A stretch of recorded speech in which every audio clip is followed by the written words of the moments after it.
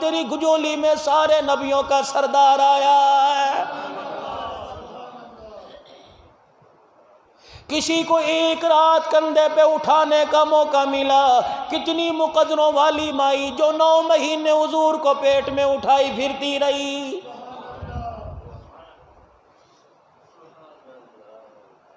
اس باپ عبداللہ کی کیا کہنے لگے ابھی حضور علیہ السلام کا ظہور دنیا میں نہ ہوا، میری شادی نہ ہوئی، مکے کے بازار سے میرا گزر ہوا، اللہ اکبر، ایک حسین عورت نے میرا راستہ روک لیا۔ خاندان نبوت کی شان ہے، نسل پہ نبوت کی شان ہے، اولاد پیغمبر ہو بے حیا ہو نہیں سکتا ہے۔ نبی بھی حیا والا، خاندان بھی حیا والا، نبی کی نسل بھی حیا والی۔ اور لوگوں، حضرت عبداللہ ابھی رحمت والا نبی دنیا میں نہ آیا، عبداللہ کی نسبت سیدہ آمنہ سے نہ ہوئی، شادی نکاح نہ ہوا۔ فرمایا مکے کے ایک چوراہے میں ایک عورت بائیں پھیلا کے میرا رستہ روک کے کھڑی ہو گئی، کوئی شرم نہ کی، کوئی حیا نہ کی، کوئی حیا کے تقاضے پورے نہ کیے، میرے سامنے کھڑی ہو کے کہنے لگی میں رضامند ہوں، بتا تو میرے سے شادی کرے گا کہ نہیں؟ جناب عبداللہ کہتے ہیں اس عورت کی بات کو سنی انسنی کر دی، دامن بچا کے میں راستے پہ ہو لیا۔ کچھ عرصے کے بعد جب سیدہ آمنہ دلہن بن کے میرے گھر میں آ گئی، اسی جگہ سے اتفاقاً گزر ہوا، اسی عورت سے سامنے میرا ٹاکرا ہوا، وہ عورت رستہ بچا کے میرے سے دور ہٹ کے کھڑی ہو گئی۔ جب میں 4 قدم آگے نکلا، مجھے روک کے کہنے لگی آج کیوں نہیں پوچھا میرا راستہ تو نے کیوں نہیں روکا ہے؟ کہ آج سے 4 5 6 مہینے پہلے تو مجھے ددکار کے چلا گیا، تو نے مجھے نظروں سے گرا دیا، کیا سمجھا میں بازاری عورت ہوں؟ رب کعبہ کی قسم ہے، تورات کی میں حافظہ، زبور انجیل کی میں عالمہ، تجھے کیا پتا اللہ نے مجھے کتنے پالی کے پیدا کرنے والے نے مجھے کتنے علم سے نوازا، میں کوئی عام عورت نہیں ہوں، تجھے پتا ہے چند دن پہلے میں تیرا راستہ روک کے کھڑی ہو گئی، اس وقت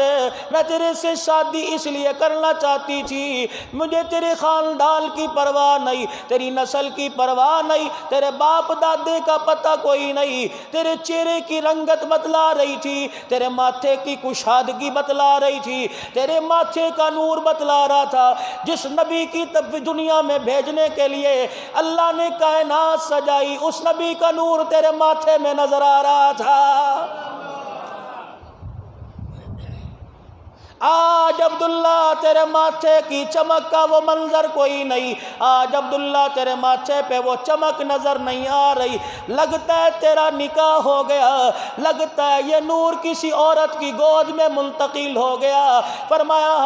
آج عبداللہ کی شادی بی بی آمنہ سے ہو گئی، وہی زمین پہ بیٹھ کے رونے لگ گئی، کہنے لگی کتنے مقدروں والی وہ عورت ہے جو آخری نبی کی ماں بننے والی ہے۔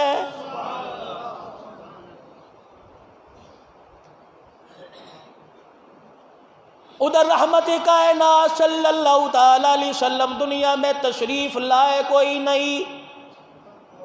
مائی آمنہ کہنے لگی عبداللہ کی امانت جب میری گود میں منتقل ہوئی مجھے پتہ لگ گیا کوئی عام نہیں آ رہا ہے،